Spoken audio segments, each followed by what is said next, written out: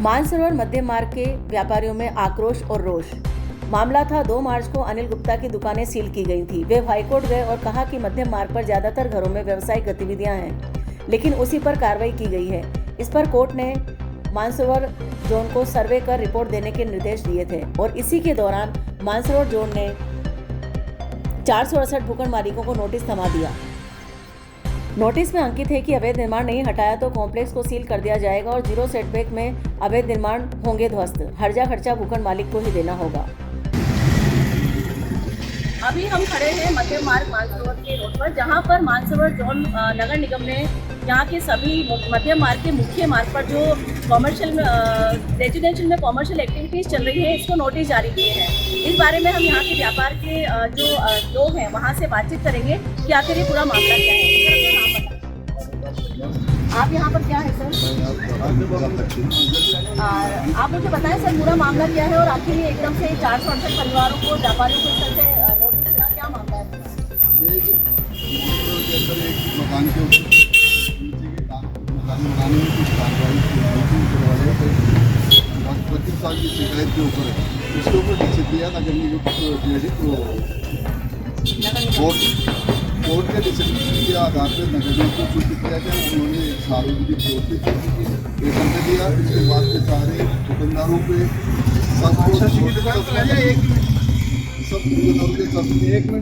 कस्बा किया गया या कुछ दुकानदारों को दे दिए गए नोटिस। उसके आधार पे यहाँ पे सब व्यापारियों की एक मीटिंग चल रही है बार बार। तो सर, जैसा कि अभी यहाँ पर जो नोटिस लगा हुआ है इसमें भी ये लिखा हुआ है कि आवासीय के अंदर कमर्शियल एक्टिविटीज हुई हैं और ये मुख्य मार्ग पर ये सारे की आवासन मंडल के द्वारा दिए गए रेजिडेंशियल प्लॉट थे जिनको कमर्शियल में डेवलप कर दिया गया। तो ये तो देखा जाए तो एक मामला बनता है कि इसके ऊपर कार्रवाई होनी चाहिए। तो आप लोग क्या चाहते हैं? तो सब हम 30 साल से यही व्यापार कर रहे हैं। 30 साल कॉमर्शियल हमसे सब पैसे तो बनाई गई थी, पहले की बननी थी। नौबत आके जिसके द्वारा ये तोड़ने के नोटिस दे दिया। आज तक भी तो व्यापारी आए हैं, एक व्यापारी के ऊपर 10 मजदूर काम करते हैं, उनका परिवार सर, जैसा कि आपने बताया कि यहाँ पर इस तरह से सारी हुई है, तो क्या जब ये कमर्शियल दुकानें बन रही थी रेजिडेंशियल प्लॉट पे, तो क्या इसका जो रूपांतरण वगैरह कुछ करवाया था आपके व्यापारियों ने? व्यापारियों तो नहीं करवाया, इसका तो किया नहीं किया था, लेकिन कई व्यापारियों ने उसकी फीस जमा करवाई थी। वो कोई 1-1 रुपए गज के हिसाब से कोई पैसे दिए गए थे। तो आगे की क्या रणनीति है आप लोगों की इस बारे में? आगे के लिए तो अब तो कोशिश यही करेंगे कि दुकानें तो नहीं छोड़ेंगे, लड़ाई लड़ेंगे, जो भी होगी कोर्ट में जाएंगे, लेकिन से लड़ेंगे। तो आप 468 ही हैं, अभी और भी लोग आपके साथ इसमें शामिल हो रहे हैं? ये तो पूरा जयपुर है, इसमें तो पूरा जयपुर इसी पे सेटबैक पे बसा हुआ है। वैसे आपको नहीं लगता कि जब ये जिस समय कॉलोनियाँ काटी जाती है, चाहे वो जेडीए काटे या आवासन मंडल हाउसिंग बोर्ड काटे, उस समय ही मुख्य मार्गों को कमर्शियल प्लॉट बना दिया जाए ताकि उसके बाद में दिक्कत ही ना आए? ये तो पहले ही सोच कमर्शियल स्ट्रीम बना रहे हैं, तो उसके लिए कॉमर्शियल तो होनी चाहिए। कॉमर्शियल लाइट का बिल दे रहे हैं हम लोग, कॉमर्शियल। आपका नाम बताएं? राजेश शर्मा। आप क्या है सर? मैं व्यापार। सर, आप बताएं अपनी शिकायत, आप बताएं। हमारी शिकायत ये है, कॉमर्शियल एक्टिविटी अपन लोग जमा किए, कॉमर्शियल लाइट लेके अपन बिल जमा कर रहे हैं। कॉमर्शियल रजिस्ट्रियाँ हो रही है, डीएलसी रेट 1.25 लाख रुपए यहाँ की डीएलसी रेट है, उसके हिसाब से रजिस्ट्रियाँ हो रही है, जबकि 4थी मंजिल तक का 35 लाख रुपए का डीएलसी रेट है इसका। और गवर्नमेंट जब पैसा ले रही है तो फिर जनता को क्यों परेशान कर रहे हैं? तो सर, अभी मैं एक बात तो पूछना चाहूँगी, आप में से जो भी बोलना चाहे बताइएगा, क्योंकि जिस समय दुकानें बन रही थी उसके तत्कालीन अधिकारियों से संबंधित कोई प्रश्न आपने उठाया है क्या? तो हमेशा मुझे आ रही थी, आज की लड़ाई थोड़ी 3 बार पहले भी लड़ाई लड़ चुकी है। ये बार यही आ रहा है, यही मुद्दा है, ये सेटबैक का वाला। तो अभी आगे की रणनीति के बारे में बताएं सर, कि आगे आप लोग क्या करने वाले हैं? आगे हम लोग संगठन इकट्ठा होके सब लोग संगठन में मीटिंग होगी शाम को, जो भी उचित कार्रवाई होगी हम लोग आगे कोर्ट जाएंगे। तो संगठन में केवल आपका मानसरोवर ही जाएगा या पूरे हमारे साथ पूरा जयपुर है, पूरा संगठन है हमारे, जैसे पूरा जयपुर का महासंघ संगठन है हमारे, खड़ी मार्केट से लेकर के मानसरोवर, वैशाली नगर, जयपुर, ऑल बाजार का जितना भी संगठन है हमारे साथ है। क्योंकि हम सब लोग आत्महत्या कर लेंगे, हम क्या करेंगे? हम रोडों में हमें जगह नहीं मिलेगी, हम क्या करेंगे?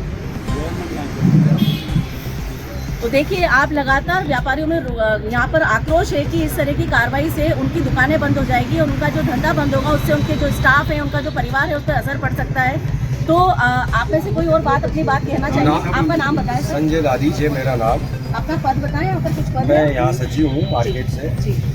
मेरा मानना यूँ है कि जब ये दुकानें बंद रही थी और जिस गति से बंद रही है आज भी, तब सरकार की आंख आज तक नहीं खुली है। हाई कोर्ट ने अगर कोई आदेश दिया है तो उसके तथ्यों को जांचने का प्रयास किया जाए। हाई कोर्ट स्वयं आके तो देख नहीं पा रहा है। किसी एक व्यक्ति के कह देने के मात्र से अगर आप सबको अवैध घोषित करते हैं तो उसमें कई बिंदु है। जैसे सेट बैक का बिंदु है, जो हाई कोर्ट बोल रही है कि सेट बैक के ऊपर दुकानें नहीं बनेगी। तो प्रावधान है 90 मीटर के अंदर, तो सेट बैक की आवश्यकता ही नहीं है। लगभग सब 90 मीटर के अंदर बनेगा, सेट बैक की आवश्यकता ही नहीं है। सर, सेटबैक की आवश्यकता तो सेकंड में करें। ये है रेजिडेंशियल प्लॉट जिस पे आपने कॉमर्शियल एक्टिविटीज करी है, दुकानें निकाली है, मुद्दा यहाँ पर आता है। मैं ये निवेदन करना चाह रहा हूँ, अगर ये रेजिडेंशियल है और ये कमर्शियल नहीं है तो क्यों तो सरकार ने ये मेन रोड के प्लाटों को अलग से बोली लगा के अलग से रेटों का उसका डिग्निफिकेशन किया। हम लोगों ने उसको अधिक आज भी हम इन दुकानों को या इनको आप जो मकान बता रहे हैं ये दुकानों से भी महंगे क्यों हैं? व्यापार यहाँ आज से नहीं 20 सालों से चला आ रहा है।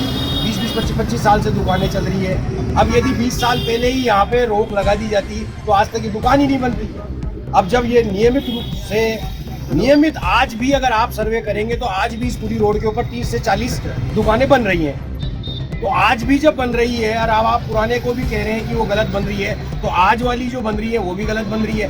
मतलब गलत यहाँ कुछ है ही नहीं। अगर गलत मतलब आपको शिकायत यहाँ पर प्रशासन से है या शासन से है? क्योंकि दोनों अलग अलग चीजें हैं। सरकार एक अलग चीज है और प्रशासन एक अलग चीज है। प्रशासन आपके पास काम करता है और जब यहाँ इलीगल कंस्ट्रक्शन होते हैं तो प्रशासन उस पर काम नहीं करता।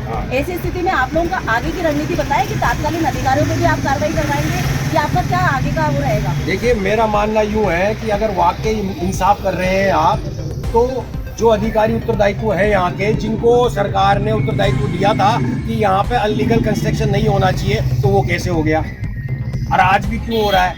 दूसरी 121 व्यापार मंडल है जयपुर में, उन सभी से हमारी बात हुई है कल रात तक और अभी भी हम वहाँ उस मीटिंग से आ रहे हैं। तो हमको ऐसा लगता है कि हम अगर सब मिलके इसका प्रोटेस्ट करेंगे तो सफलता हमारे हाथ में आएगी निश्चित। सरकार चाहे, अगर सरकार चाहे तो इसको कमर्शलाइज घोषित कर सकती है, उसमें सरकार के लिए कोई मना नहीं है। सब व्यापारी कमर्शलाइज का पैसा देंगे। सरकार को अगर आय की बढ़ोतरी चाहिए तो इस तरह भी हो सकती है।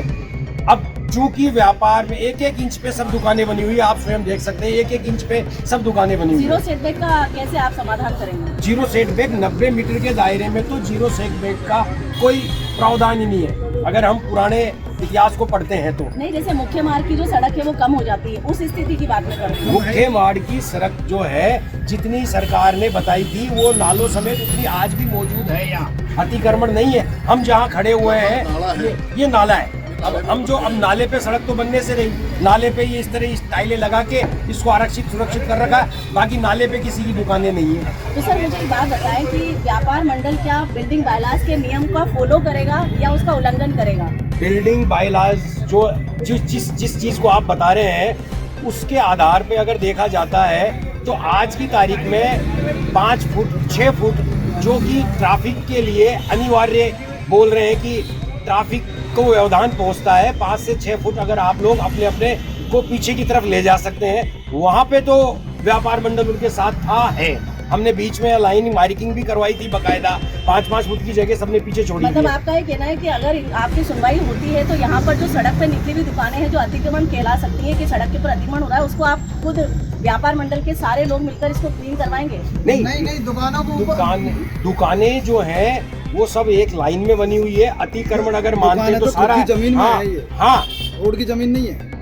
नाले का और सड़क का जो लेवल है अगर उसको हम लेवल में ला देते हैं, क्योंकि नाला ऊंचा है सड़क नीची है, तो अपने आप ट्रैफिक की जो समस्या है वो काफी हद तक समाधान हो सकती है। ये हमने पहले भी हमारे क्षेत्रीय पार्षदों के साथ बैठ के कार्रवाई को किया है और ट्रैफक पुलिस की सहयोग से हमने ये सफेद रंग की पट्टी भी खिंचवाई थी उन्होंने कि जो भी 2 व्हीलर या 4 व्हीलर होंगे वो इसके आगे ही अपनी पार्किंग करेंगे। इसमें अभी 3 दिन का आपको वक्त दिया गया है, जैसे जो नोटिस है उसके अंदर आगे आप लोगों का इस 3 दिन में क्या स्ट्रेटजी रहेगी?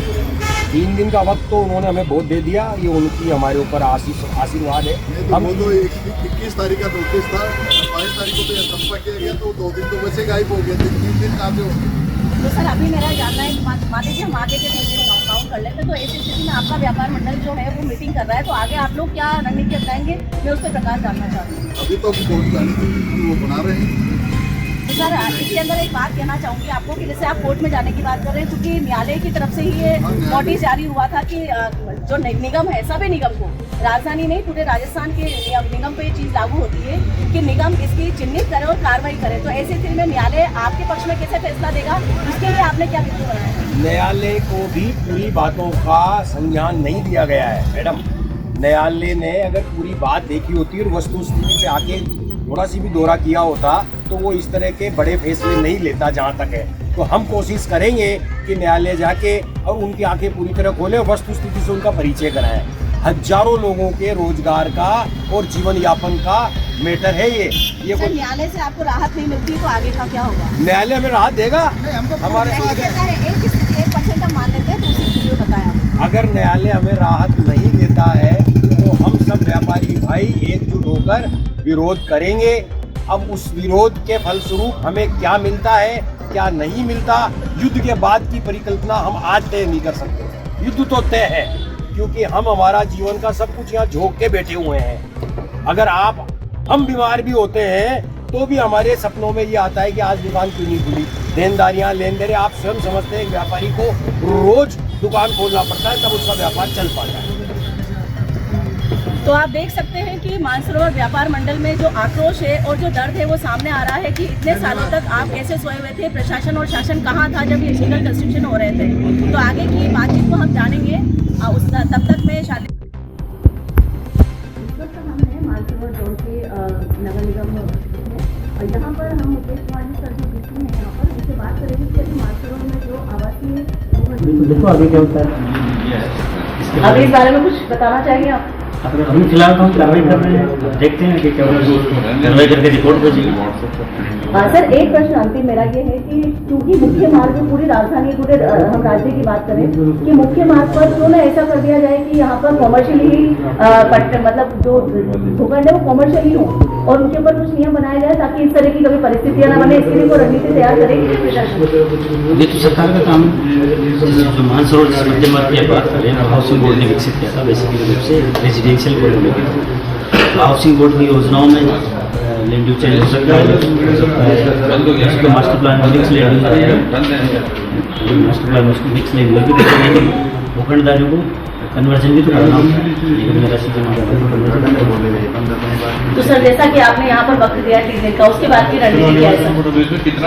3 दिन में 7 दिन का वक्त दिया। हाँ, 7 दिन के बाद में क्या कार्रवाई होगी सर? 7 दिवस के बाद में हम पहले चिन्हित करेंगे, हेड मार्क करेंगे कितना का करना सेट देखना, उसके बाद करेंगे तो खुद कर लेते हैं। तो हम बात कर रहे थे मुकेश जी कुमार से जो डीसी हैं मानसरोवर के, और उनका कहना है कि हम उचित कार्रवाई करेंगे।